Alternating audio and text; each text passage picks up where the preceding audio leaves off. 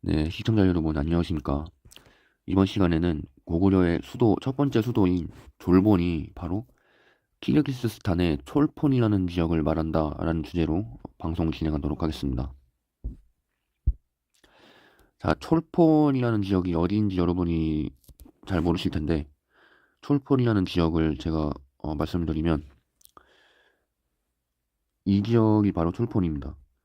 이 거대한 호수가 바로 이시쿨 호수라는 중앙아시아에서 아주 유명한 호수인데 이 호수의 서쪽에 어, 코치코르라는 아주 작은 분지 지형이 있는데 이곳이 바로 고구려의 국내라는 사실을 제가 발견하게 됐습니다. 네, 확대해서 보게 되면 산으로 둘러싸인 평야지대가 나오는데 네, 이곳이 바로 고구려의 국내였던 것으로 전 추정을 하고 있습니다. 실제로 이 지역에는 고구려와 관련된 지명들이 많이 남아있는데 먼저 여기 보시면 코치코르라는 지명이 보이시죠? 코치코르라는 곳이 유리왕이 천도를 했었던 국내성, 즉 위남성이었던 것으로 판단이 되고 그 서쪽에 보시면 촐폰이라는 곳이 보이죠? 촐폰이 이제 국내성, 위남성의 서쪽에 이제 자리를 잡고 있는데 이곳이 바로 고구려의 왕들이 자주 이제 와서 시조인 동명왕의 제사를 지냈던 졸본이 있었던 곳으로 현재 추정이 됩니다. 네, 실제로 국내성의 서쪽에 어, 동명왕의 사당을 지었다라는 기록이 삼국사기 기록에 남아 있는데 그러한 기록과도 일치되는 어떤 지명 비정이라고 볼 수가 있습니다. 네, 지금부터는 그러면 어째서 고구려의 첫 번째 수도인 국내성이 여기에 비정될 수 있었는가에 대해서 사료적 검토를 해보도록 하겠습니다. 네, 고구려의 초기 위치 비정을 하기 위해서는 먼저 부여의 위치에 대해서 반드시 우리가 알아야 합니다. 왜냐하면 주몽이 부여에서 도망을 해서 어, 건국을 한 사람이기 때문에 부여의 위치에서 그리 멀지 않은 곳에 고구려가 있었다 이렇게 봐도 무방하기 때문입니다. 후한서 동이열전 부여편에 보면은 부여국은 현도의 북쪽 천리쯤에 있다. 남쪽은 고구려와 동쪽은 음루와 서쪽은 선비와 접해 있고 북쪽에는 약수가 있다. 국토의 면적은 방 2천리이며 본래 예의 땅이다. 이렇게 나와 있습니다. 네, 제가 지난 시간에 현도군 현도군이 있었던 곳이 현 이제 페르가나 분지 지역이라고 제가 말씀을 드렸습니다. 여기가 바로 한사군이 있었던 이제 지역이고 고조선 즉 위만조선이 있었던 곳이 바로 이곳 페르가나 분지인데 이 위쪽에 남한간이라는 도시가 있습니다. 이 남한간이 바로 현도군이었을 것으로 추정이 되는데 이 현도군에서 실제로 북쪽으로 천리 그러니까 한나라 때의 1리가 약 415.8m이기 때문에 천리는 약 400km 정도라고 우리가 계산을 해볼 수가 있습니다.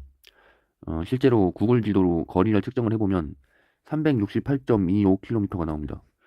천리라는 기록과 상당히 일치하는 그런 어떤 결과라고 우리가 볼 수 있습니다. 예, 또 남쪽은 고구려와 동쪽은 음루와 서쪽은 선비와 접해 있고 북쪽에는 약수가 있다. 이런 기록이 있는데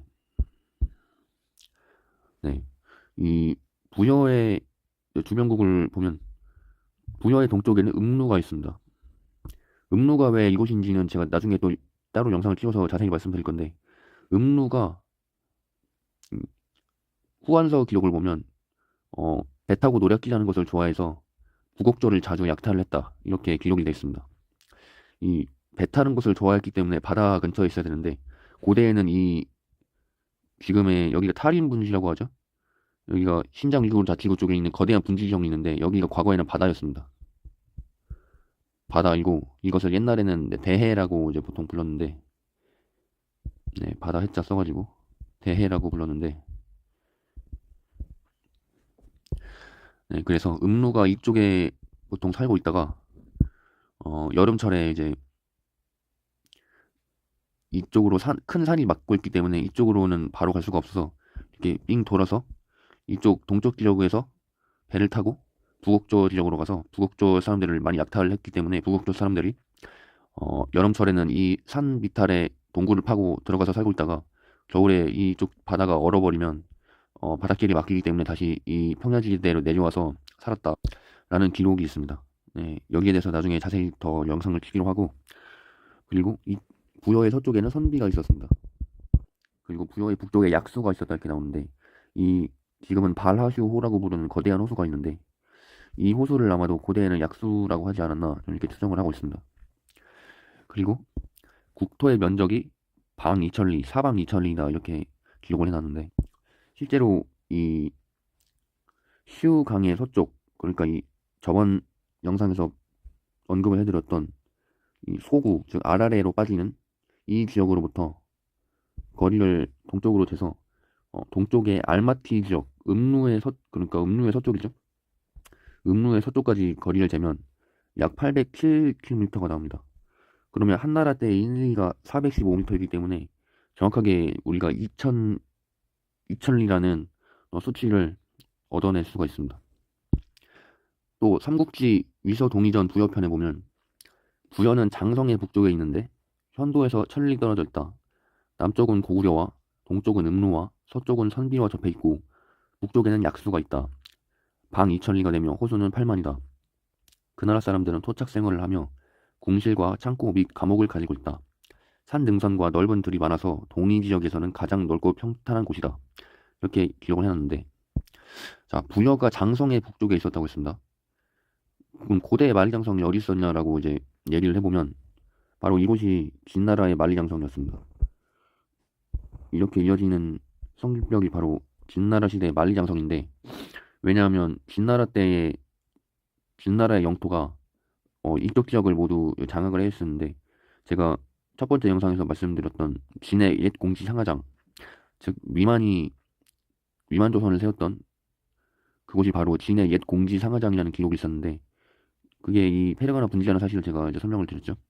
그리고 이제 진나라 때 이제 요동 지역을 장악을 해서 이 몽염 장군이 이쪽 지역을 담당을 해서 이 북방 민족을 막는 역할을 하게 되는데, 이쪽에는 당시에 흉노, 즉 스키타이족이 살고 있었습니다.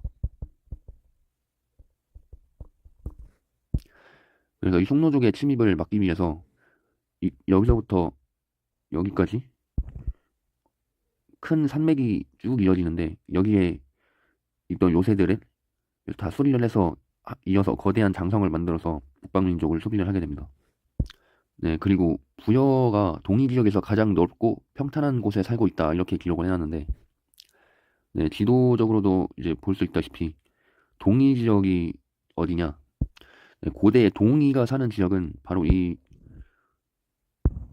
카스피해와 아랄해 동쪽, 그러니까 현재 어떤 키르기스스탄, 타지키스탄 이쪽이라고 이제 보시면 되겠는데, 이쪽이 고대에는 바로 동이가 살던 지역이었습니다. 이 동이가 살던 지역에서 가장 넓고 평탄한 지역이 부여가 살던 곳이다 이렇게 서술을 해놨는데, 이러한 지정학적인 특성을 봐도 가장 넓고 평탄한 곳에 부여가 있다 이런 서술과 상당히 일맥상통하는 그런 결과다 이렇게 얘기를 할 수가 있습니다. 네, 또한 이 진시황의 만리장성은 지금 중국 대륙에 있는 만리장성이 아니고 옛날 스키타이족, 즉 흉노족이 살고 있었던 지금의 러시아 남부 흑토지대, 전 세계에서 가장 비옥한 평야 중에 하나인 러시아 남부 흑토지대에 살고 있었던 스키타이족을 방어하기 위해서 진시황이 장성을 쌓게 되는데, 여기 보시면 이게 바로 흉노족의 예상되는 세력 범위입니다.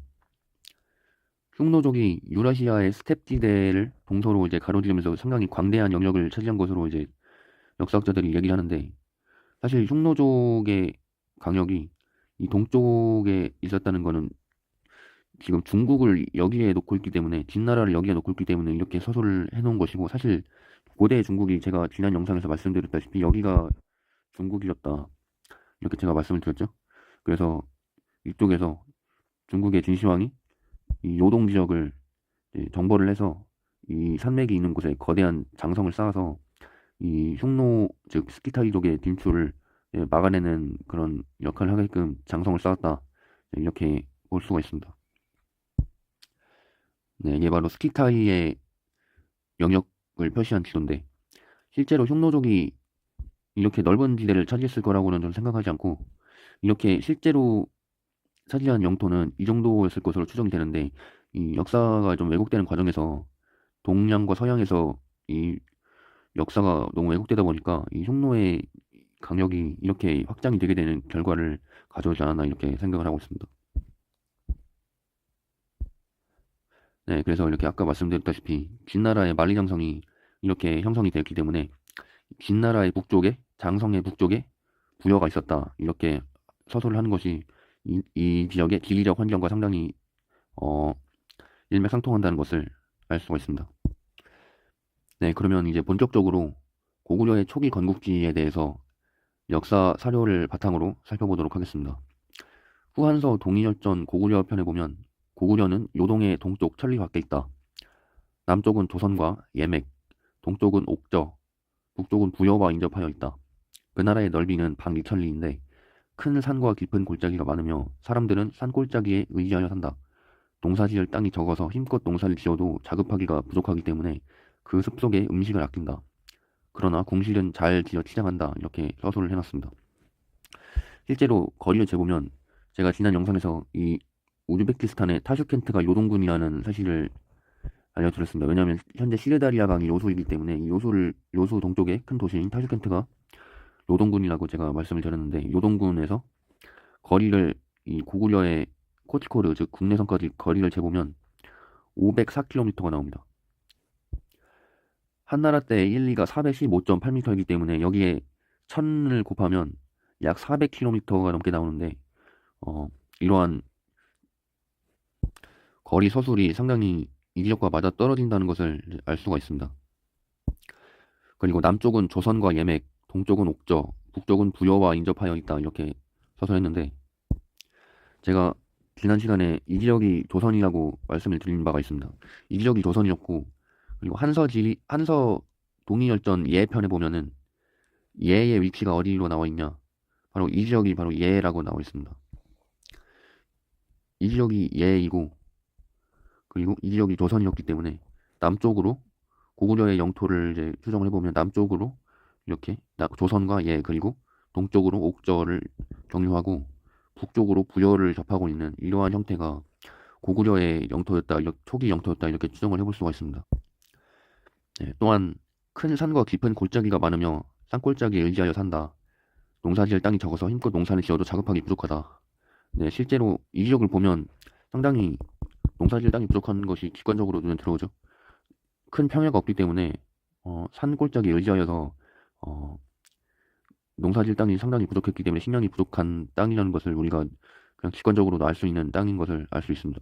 고구려가 현재 만주 지역에 있었다면 만주 지역이 상당히 비옥한 토양이기 때문에 산골짜기에 의지해서 식량이 없이 살았다는 것은 상식적으로 말이 되지 않기 때문에 고구려가 이쪽 지역에 있었다는 강력한 증거로 작용하는 것이기도 합니다.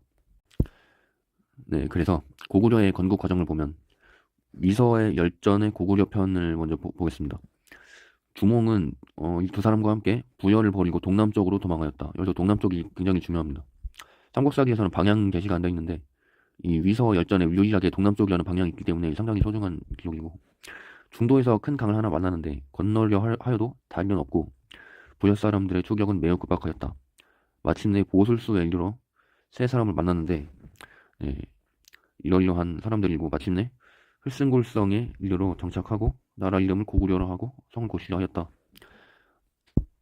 네, 마찬가지로 같은 내용에 대해서 삼국사기 기록을 봐도 오이마리 협보 등 친구들과 이르러 엄사수에 이르러서 건너려고 했으나 다리가 없어서 네, 이 내용은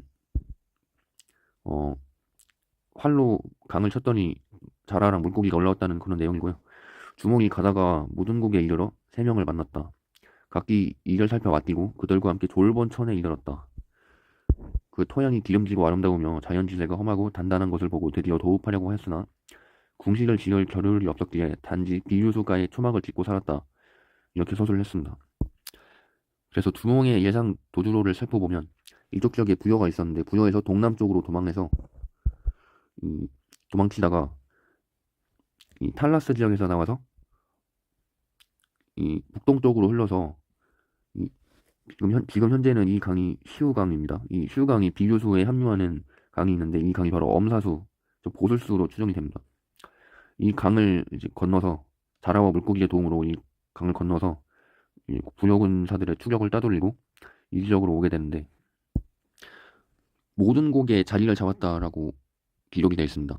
이 모든 곡이라는 단어가 저는 이 여기 있는 평야지대의 동쪽이 이 산이 모나 있기 때문에 이 모든 곡이라는 이름을 쓰지 않았나 이렇게 추정을 하고 있습니다. 네, 그래서 주몽이 궁신을 지를 겨를이 없어 비교소가에 초막을 짓고 살았다 이렇게 나오는데 실제로 이 지역에 보면 아크 베심이라는 고대 유적이 있습니다. 지금 유네스코 세계문화유산으로 등재가 돼 있는데 이게 언제 건설되어 있는지는 밝혀진 바가 없고 적어도 이제 중세 당나라 때 6세기에서 7세기 때 네스토리우스파 기독교인들이 여기에서 활동했다는 흔적이 나온 것을 볼 때 상당히 그 이전부터 고대 도시로서 중요한 기능을 했던 그런 도시라는 것을 우리가 알 수 있습니다. 실제로 이 아크베심의 유적을 사진을 보시면 이런 식으로 되어 있는데 이게 유네스코 세계문화유산이라고 합니다.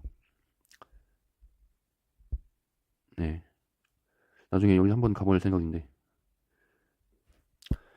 네, 그리고 졸본천에 이르렀다 이 대목도 우리가 좀 주목을 해봐야 되는데 졸본천은 졸본에서 나왔기 때문에 졸본천이라고 했다는 것을 우리가 추측을 쉽게 해볼 수가 있습니다.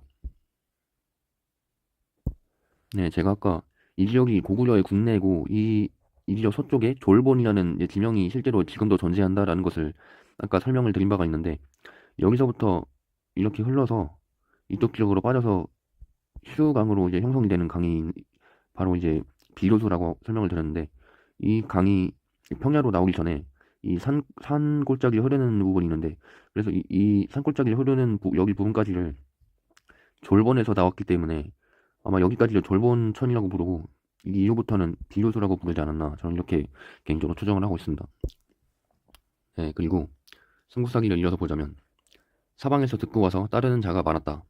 그 땅이 말갈불하게 있다 있기에 침입과 도적질의 피해를 입을까 두려워하여 마침내 그들을 물리치니 말갈이 두려워 굴복하고 감히 침범하지 못하였다. 네, 말갈이 어디 있을까 추정을 해보면 이쪽 지역에 말갈이 있었을 것으로 예상이 됩니다. 이쪽 지역에 말갈이 있기 때문에 자주 침입을 할 수 있는 좀 위험한 상황이었는데 주몽이 이들을 물리치고 다시는 침범하지 못하도록 이제 제압을 했기 때문에 주변에서 이 소식을 듣고 많은 사람들이 모여들었다 이렇게 생각을 해볼 수가 있는데 이 말갈이 왜 이쪽 지역에 있냐면 옛날부터 말갈을 흑수 말갈이라고 했지 않습니까? 흑수가 이제 흑수 말갈을 위치를 비정을 할 때 보통 이제 만주 지역 그래서 이제 발해 말갈, 흑수 말갈이 만주 지역에 있었다 이렇게 보통 얘기를 하는데 흑수라는 강은 사실 만주에 있지 않고 신장 일구르 자치구의 고창국 옛날 고창 고성리 있는 고창국 근처에 흑수라는 강이 있습니다. 그 강을 흑수라고 했는데 거기에 바로 흑수 말갈이 있었습니다. 그래서 말갈이 이쪽 지역에서 신장 일구르 자치구까지 넓은 지역을 어, 왕래했던 유목민으로 우리가 생각을 해볼 수가 있습니다. 네, 그랬는데 왕이 비료소 가운데로 채소 잎이 떠내려오는 것을 보고 상류에 사람이 있는 것을 알았기에 사냥을 하며 찾아서 비료국에 도착하였다. 그 나라의 왕 송양이 나와서 보고 말하기를 과인이 바다 깊숙한 곳에 치우쳐 있어서 일찍이 군자를 보지 못하였는데 오늘 서로 만나니 또한 다행이 아닌가. 그러나 나는 그네가 어디서 왔는지 알지 못하겠다라고 했습니다. 네.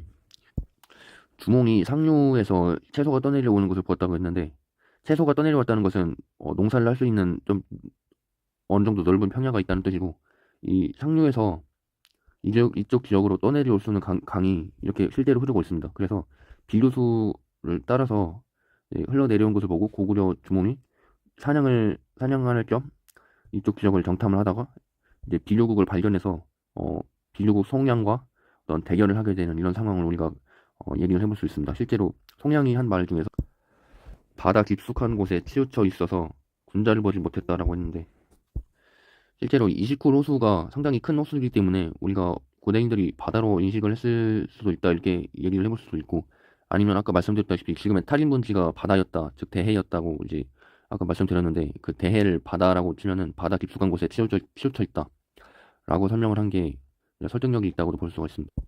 네, 그래서 송양이 이렇게 시비를 거니까 주몽이 답하여 말하기를 나는 천재의 아들로서 모처에 와서 도읍하였다. 송양이 우리는 여러 대에 걸쳐 왕 노릇을 하였다. 땅이 작아 두 주인을 받아들이기 부족하다.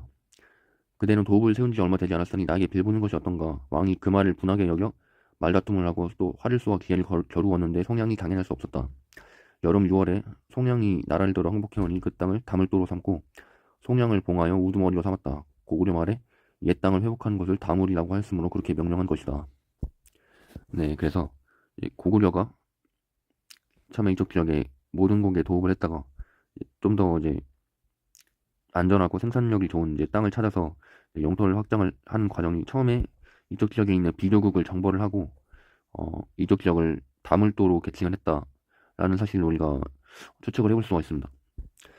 네, 그래서 옛 땅을 되찾는다는 이름인 다물을 왜 이 지역의 이름으로 했는가는 음, 당시에 이 페르가나 분지라든지 아니면 요동 지역이라든지 이런 고조선의 영역들이 다 한나라 중국의 영토가 되어 있는 상황이었기 때문에 고구려 중흥이 이 지역을 정복 사업을 시작하는 과정에서 이 지역을 첫 번째로 이제 정복을 했기 때문에 이 중국 방향, 낙랑군과 현도군 방향으로 옛 조선 땅의 방향으로 진출을 해 나가고자 하는 의지를 이 땅에 이제 표현을 한 것으로 우리가 생각을 해볼 수가 있습니다. 네, 시청자 여러분 안녕하십니까? 이번 시간에는 백제의 수도였던 위계성이 바로 우즈베키스탄 올말리크라는 도시에 있었다라는 주제로 방송해드리고자 합니다. 네, 제가 지난 네 번째 영상에서 고구려의 첫 번째 수도였던 졸본이 바로 키르기스스탄의 촐폰이라는 지역임을 말씀을 해드린 바 있습니다. 근데 어떤 분이 그러면 백제와 신라는 어디에 있었냐? 백제와 신라의 위치가 확인이 안 되기 때문에 나는 설득력이 없다고 본다 이렇게 말씀을 해주셨는데 그래서 제가 백제의 처음 건국지가 어디 있는지에 대해서 제가 설명을 해드리고자 합니다.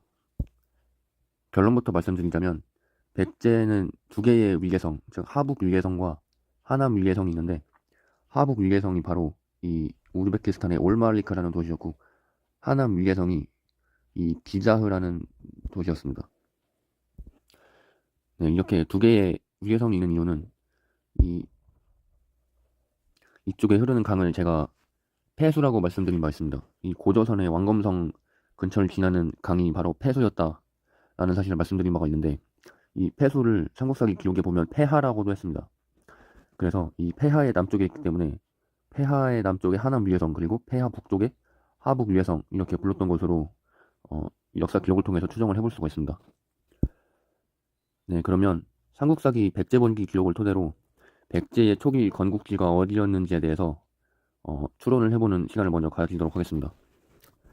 삼국사기 백제본기 시조 온조왕 편에 주몽이 북부여에 있을 때 낳은 아들이 와서 태자가 되자 비주와 온조는 태자에게 받아들여지지 않을까 두려워하여 마침내 오간, 마려 등 10명의 신하와 더불어 남쪽으로 갔는데 백성들이 따르는 자가 많았다. 그들은 드디어 한산에 이르러 부하하게 올라가 살만한 곳을 바라보았다. 비교가 바닷가에 살고자 하니 10명의 신하가 간언하기를 생각건대 이곳 강 남쪽의 땅은 북쪽으로는 한수를 띠처럼 두르고 있고 동쪽으로는 높은 산을 의지하였으며 남쪽으로는 비옥한 벌판을 바라보고 서쪽으로는 큰 바다에 막혀 있습니다. 이렇게 하늘이 내려준 험준함과 지세의 이점은 얻기 어려운 형세이니 이곳에 도읍을 세우는 것이 좋지 않겠습니까? 라고 하였다. 네, 또 온조왕 편에 11년 가을 7월 독산책과 구천책의 두 목책을 세워 낙랑으로 통하는 길을 막았다. 또 여름 5월 왕이 신하들에게 다음과 같이 말하였다. 우리나라의 동쪽에는 낙랑이 있고 북쪽에는 말갈이 있다. 이런 기록이 있습니다. 네, 이러한 위계성의 위치에 대한 서술을 종합해보면 한산 부하학이 어디 있는지는 아직 모릅니다. 한산 부하학에서 내려다 보았을 때 백제 위계성이 한수의 남쪽에 있고 그 다음 동쪽에는 큰 산으로 막혀있고 서쪽은 큰 바다로 막혀있다고 했습니다. 그리고 남쪽으로는 비옥한 벌판이 펼쳐져 있다 이렇게 서술을 했습니다. 또한 독산책과 구천책의 목책을 세워서 낙랑으로 통하는 길을 막았다고 했기 때문에 이 백제 위계성과 낙랑 사이에는 큰 산이 있어서 이 큰 산 사이에 목책을 세워서 이 백제와 낙랑으로 통하는 길을 막을 수 있었다 이런 추정을 해볼 수가 있습니다. 또한 우리나라의 동쪽에는 낙랑이 있고 북쪽에는 말갈이 있다 이런 서술로 미루어 봤을 때 백제 위계성이 바로 백제 북쪽에 있었던 한수 위에 말갈이 있었다 이렇게 추정을 해볼 수가 있습니다.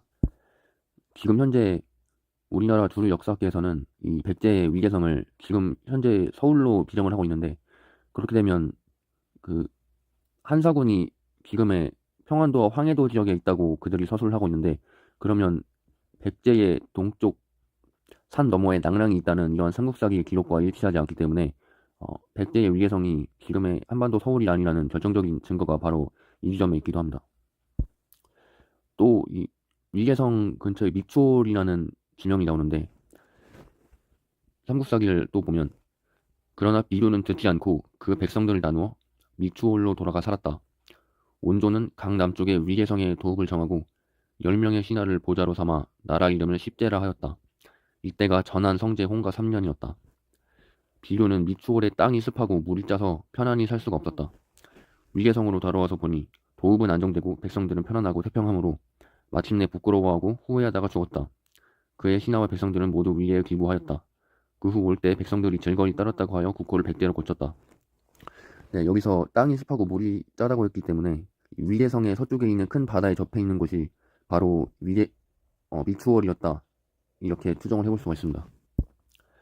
또 삼국사기의 온조왕 건국기록에 김부식이 주석을 달아놓은 게 있는데, 그 주석을 보면 비료가 마침내 그의 동생과 무리를 거느리고 폐수와 대수를 건너 미추홀에 와서 살았다. 이런 기록이 있습니다. 북사와 수서에는 모두 동명의 후손 중 구태라는 사람이 있었는데 어질고 심의가 있었다. 처음에 대방의 옛 땅에서 나라를 세웠는데 한의 요동태수 공손도가 자기의 딸을 아내로 삼게 하였으며 마침내 동의의 강국이 되었다라고 하였으나 어느 것이 옳은지 알 수 없다. 이렇게 서술했습니다. 제가 지난 시간에 말씀드렸듯이 폐수는 고조선의 왕검성 앞에 흐르던 강이 바로 폐수이고, 대수는 대방군에 있는 강이라는 이름 뜻에서 대수라고 했다는 것을 알 수가 있습니다. 따라서 대수를 건너 미추홀에 도착했으니 미추홀은 반드시 대방의 옛 땅에 있다. 이러한 사실을 우리가 추측을 해볼 수가 있고, 또 요동태수 공손도가 딸을 시집보냈다고 합니다. 이것은 전형적인 정략결혼이라고 볼 수가 있는데, 따라서 백제가 건국된 대방의 옛 땅은 반드시 한의 요동군 근처에 있어야 한다. 이러한 사실을 우리가 하나 더 힌트를 얻을 수가 있죠. 그러면 폐수와 대수의 위치가 어디인지에 대해서 중국의 사설을 통해서 참고를 해보면 한서 지리지 낙랑군 편에 폐수가 서쪽으로 증지현에 이르러 바다로 들어간다. 왕망은 낙선정이라고 했다. 함자현, 대수가 서쪽으로 대방현에 이르러 바다로 들어간다. 이 서쪽이라는 단어가 나오고 있습니다. 이 폐수와 대수는 제가 아까 전에 위계성이 여기에 있으면 그 서쪽 큰 바다 옆에 바로 미추홀이 있었다고 했는데, 폐수와 대수를 건너서 미추홀로 비류가 갔기 때문에 폐수와 대수는 이 서쪽 방향으로만 흐른 것이 아니라 이렇게 남쪽에서 북서쪽으로 이제 흘러가는 두 강이 있었다. 이러한 사실을 우리가 추정을 해볼 수가 있습니다. 네, 따라서 이러한 기록을 바탕으로 위계성과 미추홀의 어떤 관계를 살펴보면 처음에 이 온조와 비류가 이 위계성 지역에 있다가 비류가 온조의 의견에 동의하지 않아서 이 폐수와 대수를 건너서 서남쪽으로 와서 미추홀로 와서 도읍을 했다. 이런 사실을 우리가 추측을 해볼 수가 있습니다. 네. 이러한 위치 지정을 완벽하게 충족시킬 수 있는 곳이 바로 중앙아시아 지역에 존재하게 되는데, 아까 말씀드렸던 올말리크가 이 위계성으로 추정되는 이유는 바로 이 북쪽에 한수가 흐르고 있고 동쪽으로는 큰 산이 막고 있죠. 그리고 서쪽은 큰 바다로 막혀 있습니다. 그리고 북쪽에는 말갈이 있고 동쪽에는 낭랑이 있다. 이런 기록과도 상당히 일맥상통하고, 또 서남쪽에 폐수와 대수를 건너서 미추홀로 갔다. 이러한 지명이 있는데, 이 남쪽의 넓은 들판 가운데 서남쪽에 있는 대방의 옛 땅, 여기가 바로 대방의 옛 땅입니다. 이 대방의 옛 땅에서 이 비류가 미추홀을 도읍으로 해서 나라를 세웠으나 땅에 소금기가 많아서 나라를 유지하지 못하고 다시 위계성으로 왔다. 이러한 역사 과정을 우리가 추적을 해볼 수가 있는데, 아까 전에 한의 요동태수 공손도가 자기의 딸을 아내로 삼게 하였다. 이렇게 서술했습니다. 요동태수 공선도가 딸을 시길 뻔했기 때문에 반드시 이 한해 요동군과 가까이 있는 곳에 바로 대방의 옛 땅, 즉 백제가 있어야 되고, 실제로 제가 지난 영상에서 말씀드렸던 이 한해 요동군, 즉 타슈켄트가 이 대방의 옛 땅과 상당히 가까운 그런 지역에 있다는 것을 우리가 확인할 수 있습니다. 만약에 주류 역사학계에서 말하는 대로 낙랑군이 현재의 북한의 평양도 지역에 있었고, 평양, 즉 평안도 지역에 있었고, 요동군이 지금의 어떤 요하, 그러니까 만주 지역에 있었다면, 굳이 요동태수인 공손도가 이 백제의 옛 땅에 있었던 구태에게 딸을 시집보낼 이유가 없게 되는 것입니다. 네, 따라서 삼국사기에서 기록을 하고 있는 동쪽은 큰 산을 막고 있고, 북쪽엔 한수가 띠처럼 두르고 있고, 남쪽으로는 큰 들이 평야가 펼쳐져 있고, 서쪽으로는 큰 바다가 막고 있다는 이러한 서술과, 그 다음 한해 요동군, 그리고 말갈, 낭랑이 인접해 있다는 이러한 위치 비정을 충족할 수 있는 곳이 이 한산, 즉 부하학 남쪽에 있는 이 위계성이라는, 즉 올말리크라는 사실을 우리가 추측을 해볼 수가 있습니다. 그리고 우리가 주목해야 될 어떤 현재 지명이 있는데, 바로 이 지역에 남카자흐스탄 지역에 보면 미사르켄트라는 균형이 보이는데, 저는 이 지역이 바로 백제 비룡왕이 세웠던 미추홀이었던 것으로 추정을 하고 있습니다. 왜냐하면 키르기스스탄 촐폰의 사례에서도 봤듯이 삼국사기에 나오는 한자 지명들이 이 중앙아시아 지역에 그대로 존재하는 경우가 많은데, 마찬가지로 이 미자르켄트가 폐수와 대수를 건너서 이 대방의 옛 땅, 즉 지금의 요서 지역에 존재하기 때문에 이 지역이 미추홀로 비정할 수가 있는 게 상당히 설득력이 있다, 이렇게 볼 수가 있습니다. 네, 그리고 이 올말리크 위쪽을 지나는 이 강 이름이 한수라고 비정한 이유는, 이 한수라는 강은 한산에서 나왔기 때문에 한수라고 불렀다라는 사실을 우리가 꼭 인지를 하고 있어야 됩니다. 그리고 백제 온조왕이 처음 한산 부하에 올라가서 이 어디에 도읍을 정할지를 살펴보게 되는데, 이 지역이 한산 부하으로 제가 비정한 이유는, 이 지역에 올라가서 보게 되면 이 중앙아시아 전체, 즉 현재의 이쪽 페르가나 분지와, 그리고 우즈베키스탄의 타슈켄트 지역, 즉 요동군, 그리고 이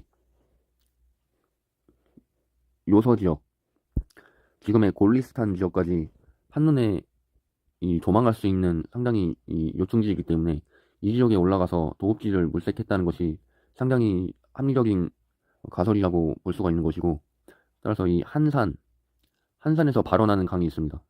이 강이 바로 고대에는 한수로 불렀을 것이다, 저는 이렇게 추정을 하고 있습니다. 따라서 고구려가 이제 소선호 세력이 이제 남하를 하는 과정을 살펴보면, 이렇게 산골짜기를 따라서 이 구려, 즉 말갈, 고대 구려라는 민족은 이 페르가나 분지 주변에 이제 퍼져 있는 산악 민족을 구려라고 했는데, 이 구려, 즉 말갈이라고도 부를 수 있는 이 구려가 사는 지역을 경유해서 한산 부하학에서 이제 도읍지를 물색한 다음에 이 위계성이라는 지역에 도읍을 했다, 이렇게 우리가 역사를 복원을 해볼 수가 있습니다. 네, 그런데 여기까지 진행을 하면 여러분들 중에서 이런 의문을 제기하는 분들이 있을 수가 있습니다. 지금 위계성의 서쪽에 큰 바다로 막혀 있다고 했는데, 지금 현재는 큰 바다를 찾을 수가 없기 때문이다. 그래서 저는 이 고대의 인력에 아마도 큰 바다가 존재하지 않았을까 하고 역사 기록과 여러 자료들을 추적을 해봤는데, 그 결과 저는 고대에는 카스피해와 아랄해가 하나의 거대한 내륙호수, 즉 바다를 형성하고 있다, 이런 사실을 우리가 발견을 하게 됐습니다. 이 거대한 내륙해의 존재를 알아야 고대 역사를 실마리를 우리가 풀 수 있게 됩니다. 이게 지금 현재 중앙아시아에 있는 카스피해와 아랄해의 지도인데, 지금 이 지역에 있는 게 아랄해입니다. 이 아랄해가 지금 현재는 무분별한 어떤 수자원 남용으로 인해서 지금 거의 사라져가고 있는 상태인데, 과거에는 이 카스피해와 아랄해 지역이 거대한 내륙 바다를 형성하고 있었을 것으로 추정을 하고 있고, 또 고대의 어떤 지도를 봐도 이 지역에는 이렇게 거대한 형태의 바다가 있었다는 것이 증명이 되고 있습니다.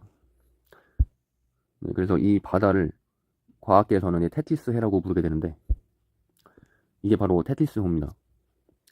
이렇게 흑해에서 이 카카스 산맥 북쪽을 따라서 이렇게 거대한 바다가 형성되어 있었다, 이렇게 과학계에서는 주장을 하는데, 이게 과학계에서는 수백만 년 전, 수천만 년 전에 이렇게 형성이 되어 있었다, 이렇게 주장을 하지만, 사실 고대의 지도를 보면 불과 수, 수백 년, 천년, 이천년 전까지만 해도 이, 이 지역에 거대한 내륙 호수가 상당 부분 남아 있었다, 이런 사실을 우리가 알 수가 있습니다. 네, 이게 바로 프톨레마이오스의 세계 지도이고, 이게 기원 후 150년경에 제작된 지도인데, 여기 보시면 카스피해와 아랄해가 나눠져 있지 않고 합쳐져 있다는 사실을 우리가 발견을 할 수 있습니다. 또 이게 중동에서 제작된 알 이드리시의 세계 지도라고 하는데, 여기를 봐도 카스피해와 아랄해가 분리되어 있지 않고 하나의 거대한 덩어리로 이루고 있다는 사실을 알 수가 있습니다.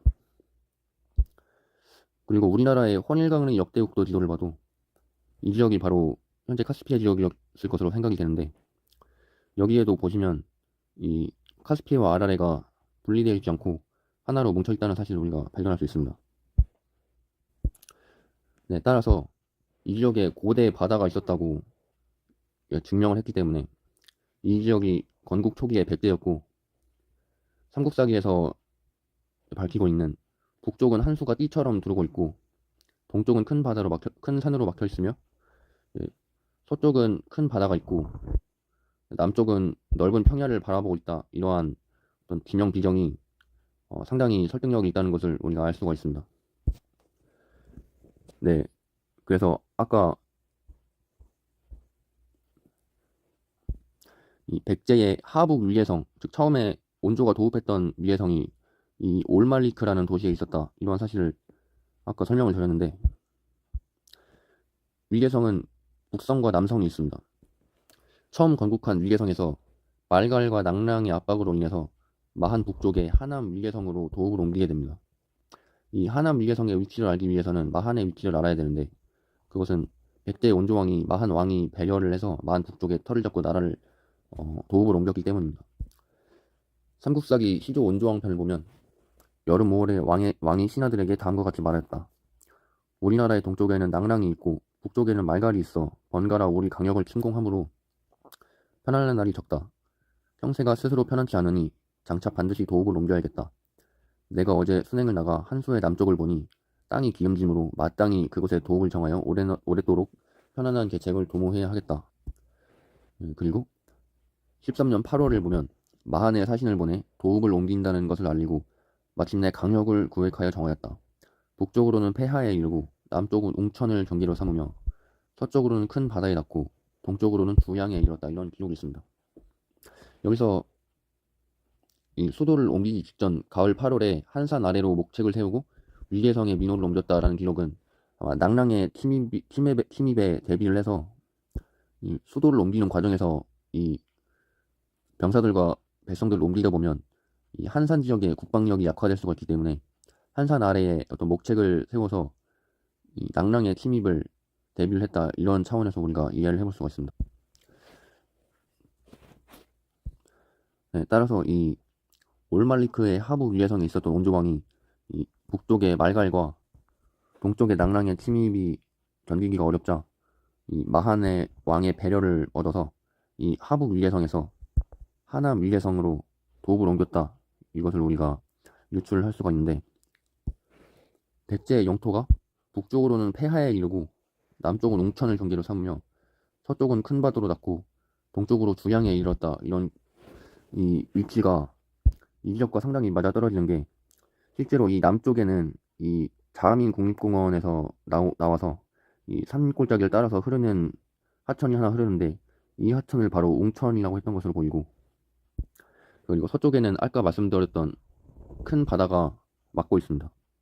그리고 북쪽은 고조선의 왕검성을 앞을 따라 지났던 폐하 비주가 미추홀로 도읍을 옮겼을 때 건넜었던 폐하를 북쪽으로 경계로 삼고, 그 다음에 동쪽의 경계는 주양이었다, 이렇게 나오는데, 실제로 이 지역에 보면 주양으로 추정되는 지명이 현재도 남아 있습니다. 여기 보시면 튜발다크라는 지명이 나오는데, 저는 이 지역이 바로 이 주양을 나타내는 어떤 증거가 아닌가 이렇게 생각을 하고 있습니다. 네, 그리고 한성과 위계성의 관계가 어떤 관계인가에 대해서도 우리가 한번 살펴봐야 되는데, 한성은 한산 남쪽의 요충지를 말하는 것이지 백제의 도읍지가 아니었습니다. 따라서 이 한성과 하남 위계성 그리고 하북 위계성의 관계에 대해서 우리가 알면 백제의 역사가 어떻게 흘러왔는지에 대해서 우리가 이해를 할 수가 있게 되는데, 지금까지 한성을 백제의 수도로 착각을 했던 이유는 한성과 위계성이 사서에 번갈아 가면서 나오고, 특히 백제의 어떤 왕들이 한성에서 어떤 머무르면서 어떤 군사들을 사열하였다 이런 지적도 많이 나오기 때문에 왕이 머물던 곳이라서 한성이 백제의 수도였다 이렇게 착각을 할 수도 있게 되는 것입니다. 물론 일시적으로는 수도의 역할을 할 수도 있지만 원래 수도는 아니었고, 백제의 수도인 위계성은 하남 위계성과 하북 위계성이 주로 있게 됩니다. 그래서 한성이 어디인지 위치 지정을 해보면 지금의 우즈베키스탄 앙그렌 지역을 말하는 것으로 추정이 됩니다. 이 지역을 한성으로 지정한 이유는 백제의 왕들이 고구려를 방어하기 위해서 한성에 직접 가서 방비를 이제 하는 기록이 있기 때문입니다. 네, 방금 이 지역이 바로 한산의 부하이라고 제가 설명을 드렸는데, 이 한산에서 발원하는 강이 바로 한수이고, 이 한수를 따라서 나오는 곳에 처음으로 있는 큰 도시가 있는데 바로 이곳이 한성으로 추정이 됩니다. 이 동쪽에 낭랑이 있는데, 낭랑의 침입을 막을 수 있는 요충지에 있는 곳이 바로 이 한성이고, 또 이 낭랑 지역을 나중에 고구려가 정복을 하게 되는데, 이 고구려의 침입을 방어하고 또 고구려를 압박을 할 수도 있는 지형적인 어떤 이점을 가진 것이 바로 이 한성이라고 우리가 얘기를 해볼 수 있습니다. 네, 그래서 한성이 이 하북 위례성 근처에 있는 이 요충지다라는 점을 말씀을 드렸고, 그 다음에 마한이 어디 있는지 우리가 알아야 되는데, 마한은 바로 현재 우즈베키스탄의 사마르칸트에 있었습니다. 이 마르칸이라는 지명이 바로 마한을 얘기하는 것으로 생각이 되는데, 2000년 전에 사용했던 지명이 현재도 사용되고 있는 것으로 우리가 추정을 해볼 수가 있습니다. 또 삼국사기 백제본기 시조 원조왕조에 보면 24년 가을 7월에 왕이 웅천책을 세우자 마한왕이 사신을 보내 나무라며 다음과 같이 말하였다. 왕이 처음 강을 건너왔을 때 발을 디딜 만한 곳도 없었는데 내가 동북쪽 백리의 땅을 주어 편히 살게 하였으니 왕을 대우함이 후하지 않았다고 할 수 없다. 마땅히 이에 보답할 생각을 해야 할 터인데 이제 나라가 완성되고 백성들이 모여들자 나와 대적할 자가 없다고 하면서 성과 연못을 크게 설치하여 우리의 강역을 침범하니 어찌 의리에 합당하다고 할 수 있는가. 왕이 부끄러워하여 마침내 목책을 헐어버렸다. 네, 여기 보시면 아까 이 자하민 국립공원에서 나와서 이쪽으로 흘러서 이렇게 바다로 빠지는 하천이 바로 웅천이라고 제가 설명을 드렸는데, 실제로 이 마한의 동북쪽, 그러니까 백제 하남 위계성이 있었던 마한의 동북쪽으로 가는 길에 어떤 큰 산맥이 있는데, 이 산맥에 이 원조왕이 목책을 세우고 이 마한에 대한 또 적대적인 행위를 하게 되는데, 그래서 이 목책을 바로 웅천책, 즉 웅천을 지나가기 때문에 웅천책으로 불렀을 것으로 우리가 추정을 해볼 수가 있습니다. 그래서 처음에 이 하북 위계성에서 마한 왕의 배려로 이 동북쪽 백리 땅, 즉 50km 정도의 땅을 얻어서 하남 위계성을 건설을 하게 되는데, 이 지역이 바로 현재 디자흐라는 곳입니다. 디자흐라는 곳인데, 저는 이 디자흐도 이 위계를 음차한 것이 바로 이 디자흐가 아닌가. 기가 위고 자흐가 예가 되어서 이 디자흐를 위례라고 읽을 수 있지 않나, 저는 이렇게 생각을 해보고 있습니다. 네, 그랬는데 가을 7월에 왕이 말하였다. 마한이 점점 약해지고 윗사람과 아랫사람의 마음이 갈리어 그 형세가 오래갈 수 없을 것 같다. 만일 남에게 병합된다면 입술이 없으면 이가 시리는 격이 될 것이니 후회하더라도 이미 늦을 것이다. 차라리 남보다 먼저 손에 넣어 훗날의 어려움을 면하는 편이 더 나을 것이다. 그래서 겨울 10월에 왕이 군사를 내어 겉으로는 사냥을 간다고 말하면서 몰래 마한을 습격하여 마침내 구급을 병합하였다. 오직 원산성과 금연성 두 성만은 굳게 직접 항복하지 않았다. 또 이렇게 마한이 멸망하게 됩니다. 마한을 멸망시키고 이 마한 지역에 있던 저항을 했던 백성들을, 원산과 금연의 백성들을 아까 말씀드렸던 요충지에 있는 한산 북쪽으로 옮기니 마한이 멸망을 했고, 또 마한을 멸망시킨 다음에 나라 안에 민호들을 나누어서 남부와 북부를 설치하였다고 했습니다. 또 2년 후에 동부와 서부를 새롭게 설치하게 됩니다. 네, 따라서 이 디자흐, 즉 하남 위해성에 있던 온조왕이 이 사냥을 빙자해서 산맥을 넘어가서 이 사마르칸트, 즉 마한의 어떤 중심 영역을 차지를 하고, 처음에 이 원래가 백제가 있던 지역을 북부, 그리고 마한의 중심지가 있던 이 지역 사마르칸트 지역을 남부라고 했는데, 2년 후에 이 마한의 잔당 세력이 어느 정도 평정을 하고 난 다음에 이 지역을 동부라고 하고 이 부하라 지역을 서부라고 했다. 이렇게 우리가 위치 비정을 해볼 수가 있습니다. 네, 그 다음 1년 후인 겨울 10월에 마한의 옛 장수 주근이 우곡성을 근거로 삼아 반란을 일으켰다. 왕이 친히 군사 5,000명을 거느리고 이를 토벌하였다. 주근이 스스로 목매어 죽자 그 시체의 허리를 베고 그의 처자도 아울러 죽였다. 네, 여기 보시면 우곡성으로 추정되는 지명이 보이는데 우르구트라는 지명이 있습니다. 이것이 사마르칸트 남쪽에 있던 산맥의 남쪽에 있는 어떤 요새 지역인데, 이 지역에 만장수 주근이 반란을 일으켰다가 온조왕이 진압을 하는 그런 과정을 우리가 유출해 볼 수가 있습니다.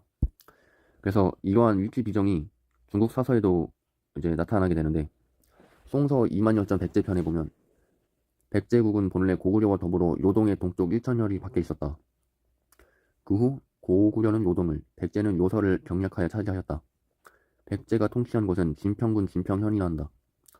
양서 동리열전 백제편에 보면 그 나라는 본래 고구려와 더불어 요동의 동쪽에 있었다. 진나라 때에 이르러 고구려가 이미 요동을 경략하자 백제 역시 요서 진평 2군의 땅을 점거하여 스스로 백제군을 설치하였다.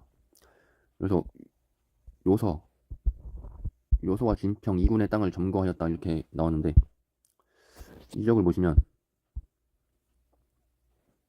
이 제가 시르다리아 강이 과거에는 요수로 불렀다고 제가 거듭해서 방송을 통해서 말씀드렸는데, 고구려가 이 한나라의 한족의 세력이 약해지면서 이 지역, 즉 요동 지역을 장악을 하자 백제가 요서를 경략해서 요서군과 진평군 2군을 두었다. 그래서 이 진평군과 요서군을 합쳐서 백제군이라고 했다. 이렇게 우리가 추정을 해볼 수가 있습니다. 네, 다음 시간에는 마한, 진안, 변한, 즉 사만이 어디에 있었는가 여기에 대해서도 설명을 드릴 텐데, 마한이 현재 사마르칸트라고 했는데, 이 마한의 영토가 여기에만 국한된 것이 아니고 상당히 넓은 영토를 가졌던 것으로 보입니다. 왜냐하면 후한서 동리열전 한편에 보면 마한의 영토가 사방 사천이었고 동서가 바다로 막혀있다 이렇게 서술을 해놨는데, 사방이 사천이었고 동서가 바다로 막혀있는 지역이 어디에 있었는지, 그리고 마한의 동쪽 진안에서 시작한 신라가 어디에 있었는지에 대해서도 다음 방송에서 말씀드리도록 하겠습니다. 네, 시청자 여러분 안녕하십니까? 이번 시간에는 신라가 중앙아시아에 있었다 라는 주제로 여러분들에게 방송해드리고자 합니다. 네, 제가 지금까지의 방송에서 고구려가 현재 키르기스스탄의 촐폰에서 건국했다, 그리고 백제가 처음 건국한 곳은 지금 우즈베키스탄의 박트리아 지역에서 처음 건국한 것이 바로 백제다, 여기까지 제가 말씀을 드렸습니다. 그런데 제가 역사 기록을 잘 살펴보니까 신라가 중앙아시아에서도 건국을 했다 이런 사실을 발견을 하게 됐습니다. 그런데 우리가 잘 알아야 되는 것이 역사 기록에 나타난 신라는 두 개라는 것입니다. 하나는 진안에서 시작한 신라, 우리가 일반적으로 알고 있는 박혁거세가 건국한 신라를 말하는 것이고, 두 번째는 고구려 동천왕이 피난한 옥저에서 시작한 신라입니다. 삼국사기에서는 이 옥저에서 시작한 신라가 안 나와 있는데, 중국의 정사 역사서를 보게 되면 이 옥저에서 시작한 신라가 한두 군데도 아니고 여러 군데서 나오게 됩니다. 따라서 신라에 관해서 두 개의 상충되는 기록이 존재하기 때문에 편의상 이들을 1번을 초기신라로 부르고 2번을 중기신라로 부르도록 하겠습니다. 자, 이제 지도에서 보시면 이 제가 지난 방송에서 인도에 있던 마우리아 왕조, 이 국가가 마한이라고 제가 설명을 드렸는데, 이 마한의 동남부 지역에 진안에서 시작한 초기 신라, 즉 박혁거세가 건국한 초기 신라가 여기에 있었던 것으로 보이고, 그 다음에 옥저, 그러니까 지금의 탈인분지 위쪽에 큰 평야지대가 있는 지금의 아커스 지구, 카스 지구가 있는 곳에 바로 중기 신라가 있다. 이렇게 알고 가시면 되겠습니다. 네, 먼저 진안에서 시작한 신라에 대해서 알아보겠습니다. 삼국사기 신라본기 시조 혁거세 거서관 편을 보면 시조의 성은 박씨이고 이름은 혁거세이다.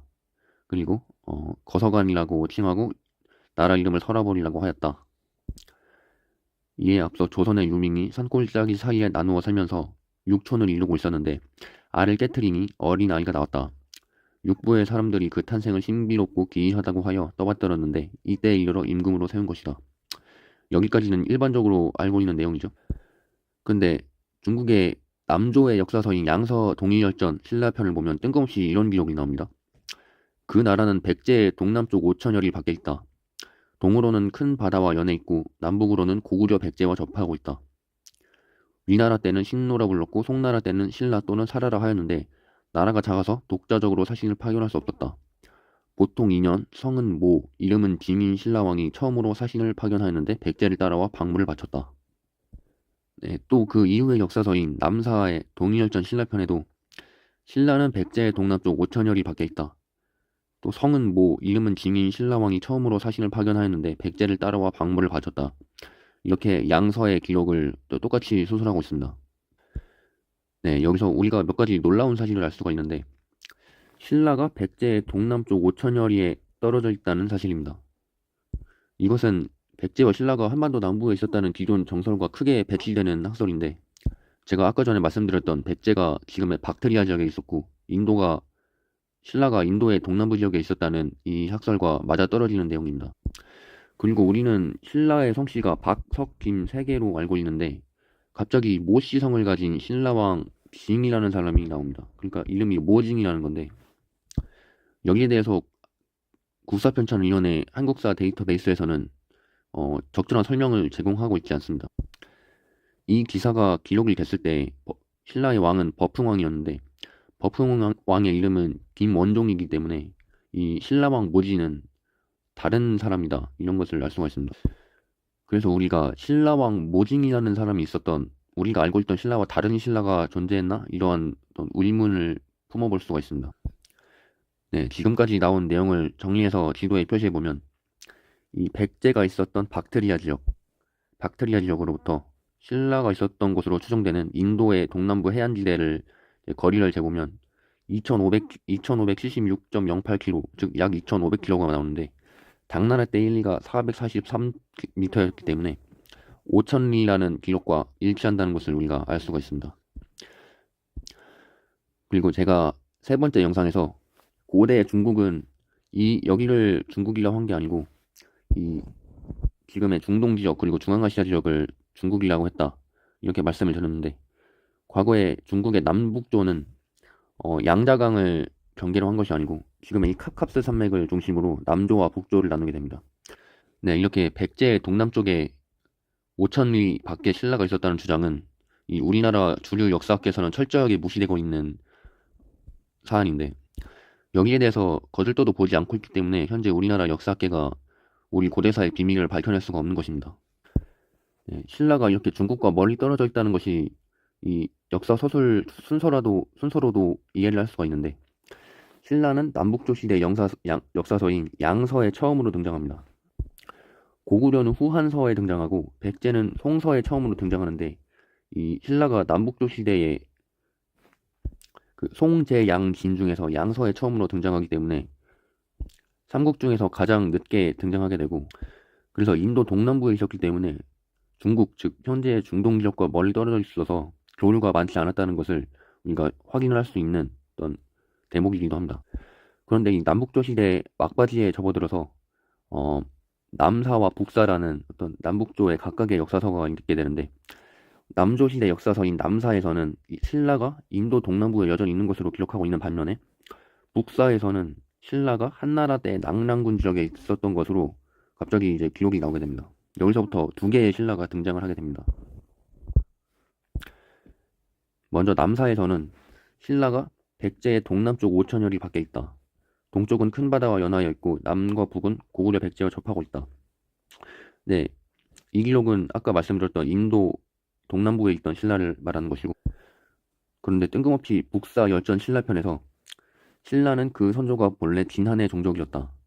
그 땅은 고구려 동남쪽에 있는데 한나라 때의 낙랑 지역이다.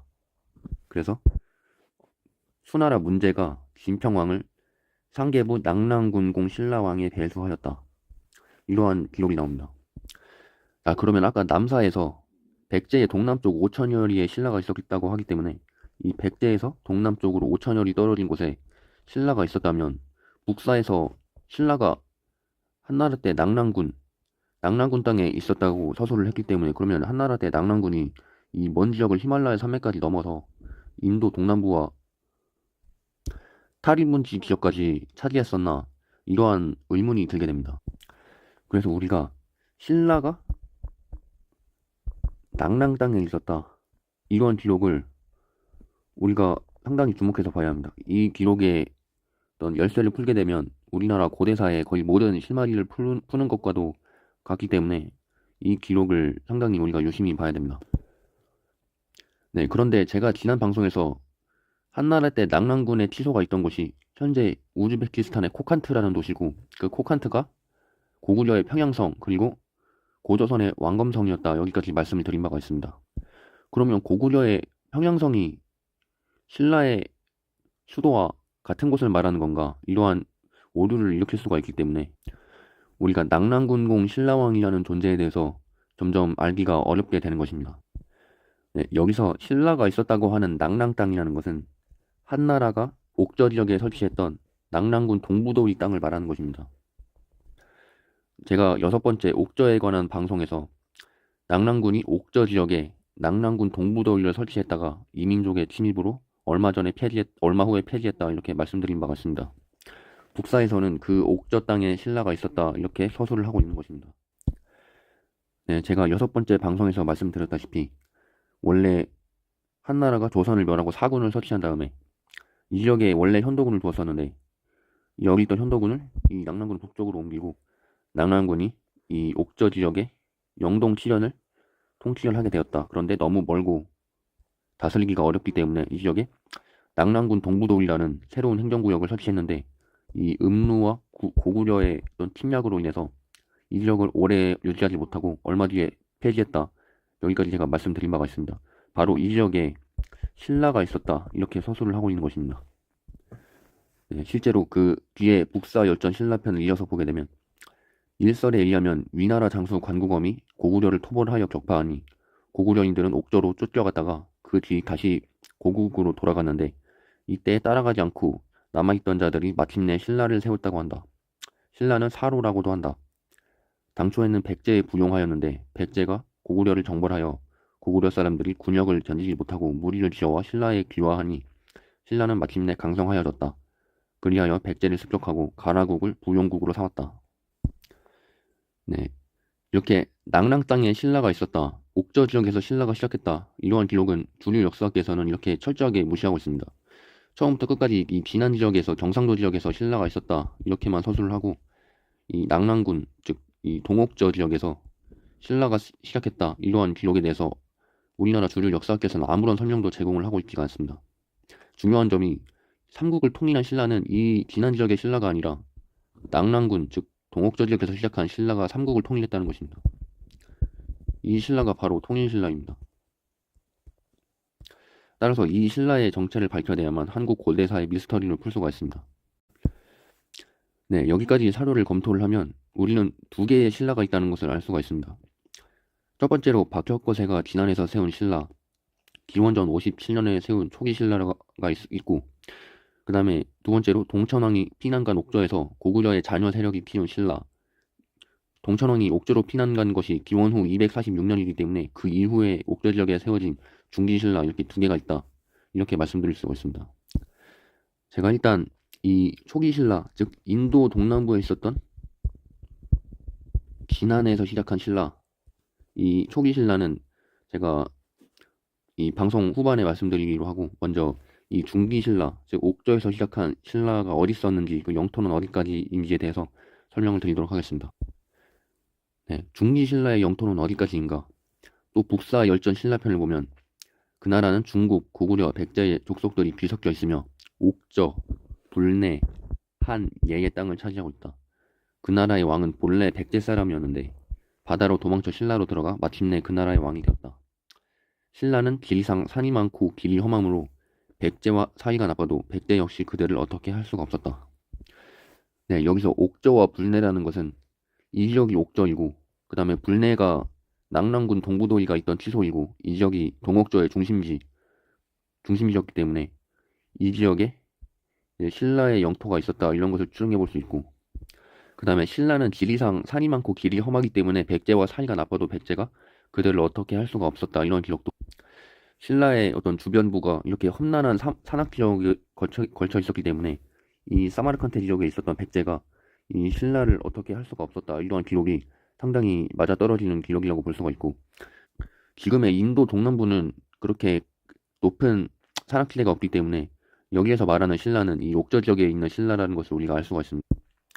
그리고 여기에 한 예의 땅을 차지하고 있었던 이 부분에 대해서 한 예의 위치를 알기 위해서는 이 대방군의 위치에 대해서 알아야 우리가 여기에 대한 힌트를 얻을 수가 있습니다. 삼국지 위서동이전 한 편을 보면 건한 연간에 공손강, 즉 요동의 지배자였던 공손씨의 공손강이 둔유현 이남의 황무지를 분할하여 대방군으로 만들고 공손모 장창 등을 파견하여 한의 유민을 모아 군대를 일으켜서 한과 예를 정벌하였다. 그리고 옛 백성들이 차츰 돌아오고 이 뒤에 외와 한은 대방에 복속되었다. 이렇게 서술했습니다. 따라서 이 대방군이 있던 지역에 한과 예가 살고 있었다는 사실을 우리가 알 수가 있습니다. 또 삼국유사 기록을 보면 삼국유사가 특이하게 대방군에 대해서 북대방과 남대방을 나누어서 기록을 하고 있는데 삼국유사 제1기 북대방편을 보면 북대방은 본래 죽담성이다. 신라 노래왕 4년에 대방인이 낙랑인과 함께 신라로 귀순하였다. 이것은 모두 전한이 두었던 이군의 이름으로 그 후 참남스럽게 나라를 일컫다가 이때에 항복해왔다. 또 남대방편을 보면 조조가 창건한 위나라 시대에 처음으로 남대방군을 두었기 때문에 남대방이라 이른 것이다.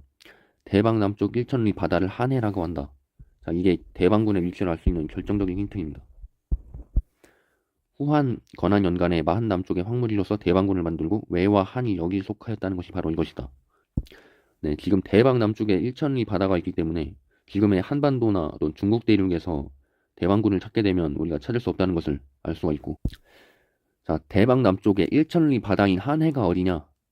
바로 이곳을 말하는 겁니다.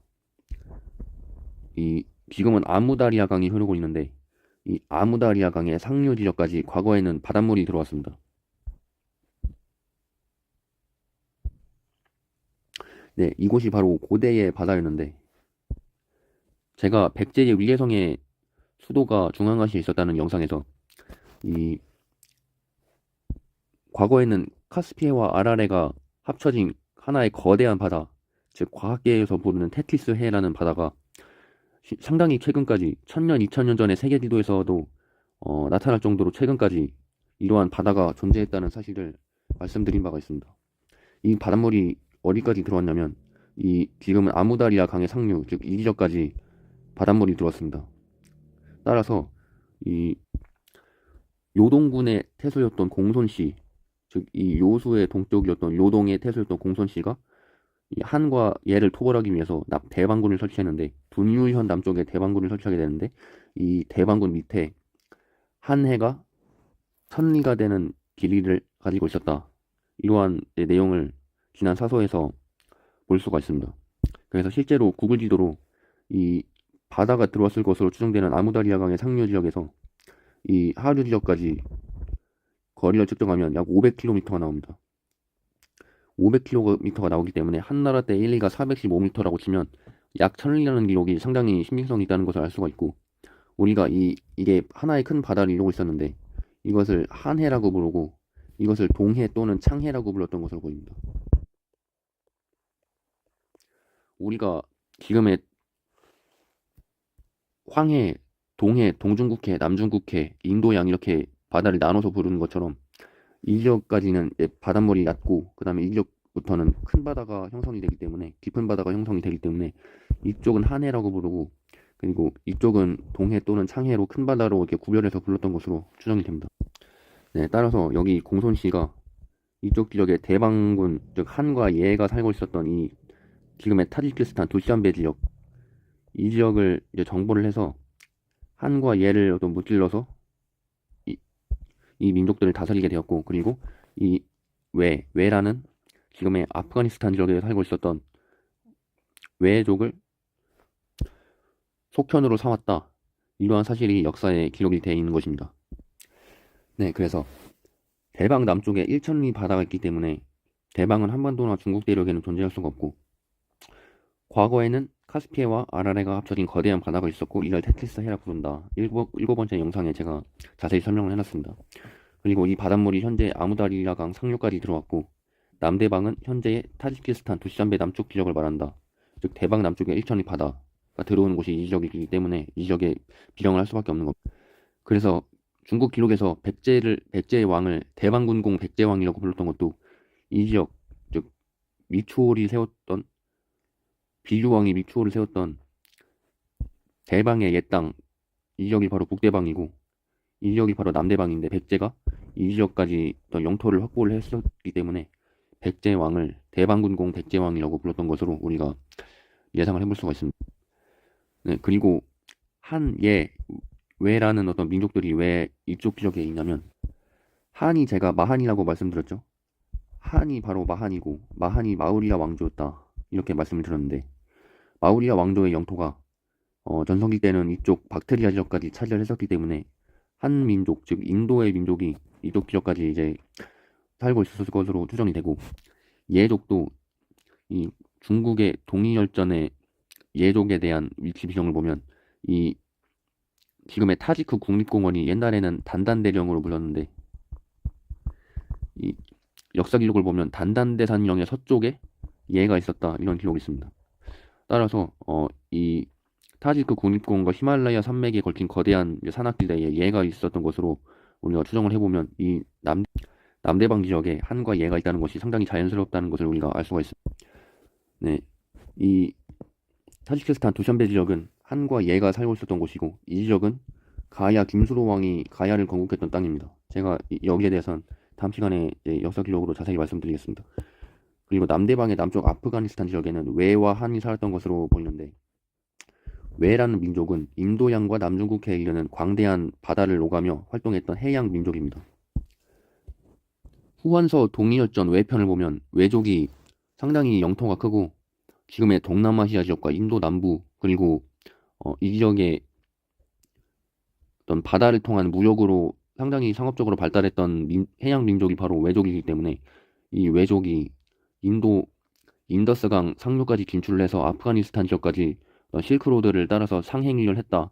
이렇게 우리가 가정을 해보면 외가 아프가니스탄 지역에 있는 것이 상당히 우리가 이해를 할 수가 있는 것이고 그래서 삼국시대의 지도를 복원을 해보면 중기신라 즉 옥저에서 출발을 해서 나중에 삼국 통일을 하게 되는 신라가 바로 이렇게 탈인분지 북서쪽에 옥저 지역을 경유를 하고 그리고 이 타지키스탄 두시안베 지역 가야 지역까지 점령을 하게 되는 이러한 형태이고 그리고 고구려는 이 요동 지역 그리고 평양 지역 그리고 이 북쪽에 말갈과 부여가 있었던 이 북방 지역까지 차지하는 광대한 어떤 영토를 차지했고 백제는 이 박트리아 지역과 그 남쪽에 바다 건너서 이 인더스강에 이르는 지역까지 점유를 해서 여기를 바탕으로 실크로드와 그 다음에 인더스강 하류가 중심이 된 어떤 해양 무역으로 상당히 상업적으로 번성했던 그런 왕조임을 우리가 밝혀낼 수가 있는데 백제가 쿠시안 왕조입니다. 제가 나중에 방송을 찍을 건데 백제가 바로 쿠시안 왕조라는 것을 제가 지금 미리 말씀드리겠습니다. 그리고 고구려가 에프탈 왕조입니다. 에프탈이라는 민족이 4세기부터 7세기까지 이 중앙아시아 지역을 전역을 석권했었던 강력한 국가인데 이 서양에서 에프탈이라고 부르는 국가가 바로 고구려였던 것으로 추정이 됩니다. 자, 그래서 북사에 의하면 신라는 백제의 부영국이었다가 고구려 사람들이 도망해 와서 점점 강성해졌다고 합니다. 여기서 백제는 아까 말씀드렸다시피 쿠시안 왕조를 말하는 것으로서 박트리아 지방에서 시작해서 소그디아나 지역, 지금의 타린부지 지역까지 전성기에는 여기까지 진출을 했던 것으로 학자들이 얘기하고 있습니다. 이러한 역사적 사실을 볼 때 북사가 신라가 백제의 부용국에서 출발했다 이런 기록이 상당히 신빙성이 있다는 것을 알 수 있습니다. 여기 보시면 쿠시안 왕조의 어떤 세력 범위가 보이는데 이 처음에 박트리아에서 건국을 했습니다. 쿠시안 왕조가 박트리아에서 건국을 해서 이 마한 지역, 그러니까 지금의 이 인도 서북부 지역을 전부 석권을 하게 되는데 나중에 이 페르가나 분지를 넘어서 이 타린 분지 지역, 그러니까 신라가 건국되었었다고 서술되어 있는 옥저 지역까지 이 쿠시안 왕조의 영토가 뻗어 있는 것을 알 수 있습니다. 쿠시안 왕조가 백제라고 했기 때문에 이 옥저 지역이 원래 백제의 부영국이었다가 백제인이 도망와서 이곳에서 왕을 하고 건국을 했다는 이러한 기록이 이 지금 서양의 역사 지금 이론과도 맞아 들어간다는 것을 알 수가 있습니다.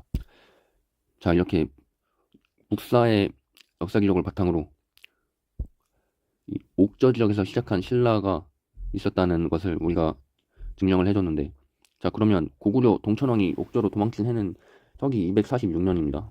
그런데 박혁거세가 신라를 세운 것은 BC 57년입니다.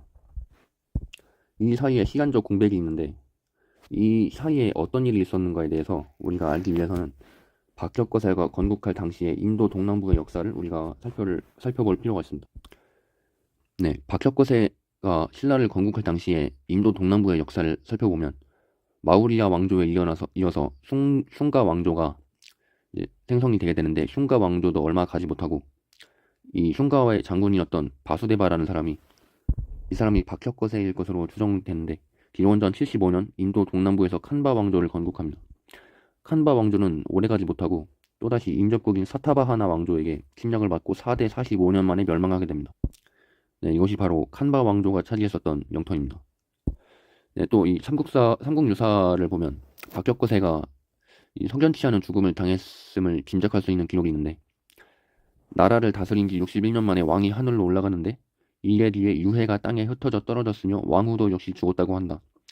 국인들이 합장을 하려고 했더니 큰 뱀이 나와서 내쫓아 못하게 하므로 오체를 오릉에 각각 장사 지내고, 역시 이름을 사릉이라고도 하니 탐험사 북쪽 왕릉이 바로 이것이다. 태자 남해 왕위를 계승하였다. 이러한 이 신체가 훼손되었다는 기록을 보면 전쟁 혹은 반란으로 이 왕과 왕후가 정상적이지 못한 방법으로 죽었다는 것을 우리가 알 수가 있습니다.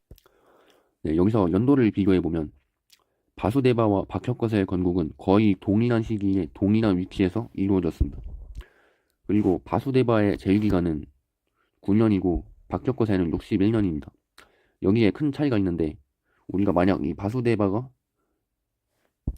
박혁거세이고 칸바 왕조의 어떤 존속 기간이었던 이 45년을 박혁거세의 어떤 재위 기간으로 삼국사기가 이 왕들을 4명의 왕들을 삭제해버리고 그냥 박혁거세의 치사였다 이렇게 뭉뚱그려서 기록을 했다 이렇게 우리가 해석을 해볼 수가 있습니다. 따라서 이러한 해석을 바탕으로 박혁거세의 비참한 죽음은 당시에 칸바 왕조가 사타바 하나에 멸망하면서 왕이 죽임을 당한 것을 표현한 것으로 추측할 수가 있습니다. 또 사타바하나 왕조의 역사에서도 우리가 신라의 왕조와 신라의 역사와 닮은 부분을 우리가 찾을 수가 있는데, 사타바하나 왕조는 기원전 3세기 또는 1세기에 시무카 왕이 건국한 왕조라고 알려져 있습니다. 사타바하나는 마우리아 왕조의 힘이 약해짐에 따라 인도 남부 데칸 고원에서 강한 세력을 형성하였는데, 그러나 기원전 1세기에 서북부에서 남하에 내려온 인도 스키타이족, 즉 사카족, 석타레가 사카족이었다고 우리가 얘기를 하는데, 이 부분을 우리가 상당히 명심을 해야 됩니다. 이 사카족에게 밀려서 상당히 고전을 하게 됩니다. 그러다가 기원 후 53년 인도 스키타이의 일파인 서사트라프 왕조에게 정복을 당하게 됩니다. 네, 그러다가 쿠시안 왕조의 침입으로 서사트라파가 약해진 틈을 타서 기원 후 88년 독립을 다시 쟁취하게 됩니다. 이후 북쪽의 서사트라프라든지 쿠시안 왕조, 즉 스키타이족과 싸우면서 계속 존속을 해 나가다가 약해져서 기원 후 3세기에 5개의 소국으로 분열을 하면서 인도 남부의 바카타카 왕조에 흡수되게 됩니다. 이 기원 후 3세기는 고구려 동천왕이 옥저로 피난한 시기 246년과 같은 시기라고 볼 수 있습니다. 네, 이게 바로 사타바하나 왕조의 영토이고요. 여기에 서사트라프라는 국가가 있고, 그리고 여기에 쿠시안 왕조가 있는 것을 우리가 알 수가 있습니다. 자, 그런데 여기서 이 서사트라프가 인도 스키타이족이라고 했습니다.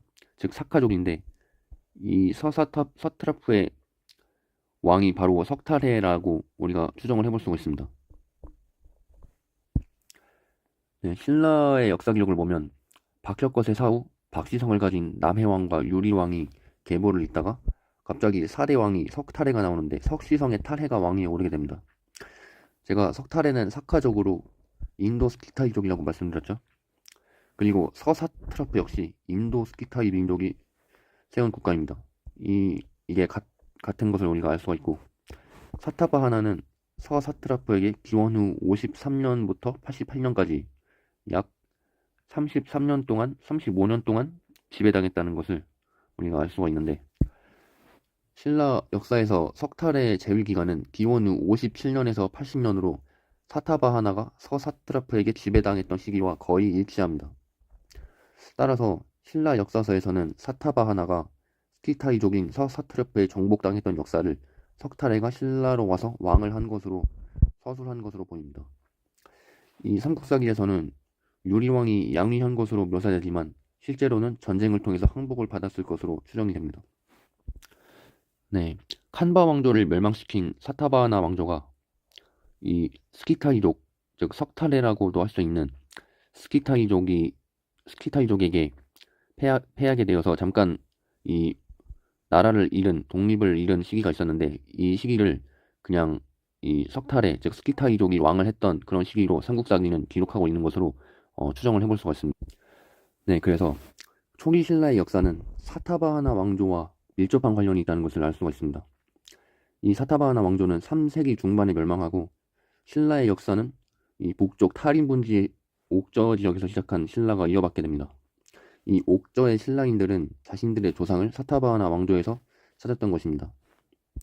그렇다면 이 246년에 건국한 이 옥저의 신라가 왜 인도의 사타바하나 왕조를 자신의 조상으로 삼았을까? 여기에 대해서 의문을 갖게 되는데, 여기에 대해서는 이 신라의 김씨 왕조의 시조라고 할 수 있는 미추황의 가문의 어떤 연대기를 보면 이것을 우리가 이해할 수가 있습니다. 네, 신라는 12대까지는 박씨와 석씨가 번갈아가면서 왕을 하다가 13대 미추왕 때 비로소 처음으로 김씨 왕이 등장하게 됩니다. 저는 이 사람이 바로 옥저 지역에 신라를 세운 신라 왕이지 않을까 이렇게 개인적으로 추정을 하고 있는데, 신라 제13대 미추왕은 최초의 김씨 군주로서 김알지의 후계자를 자처했습니다.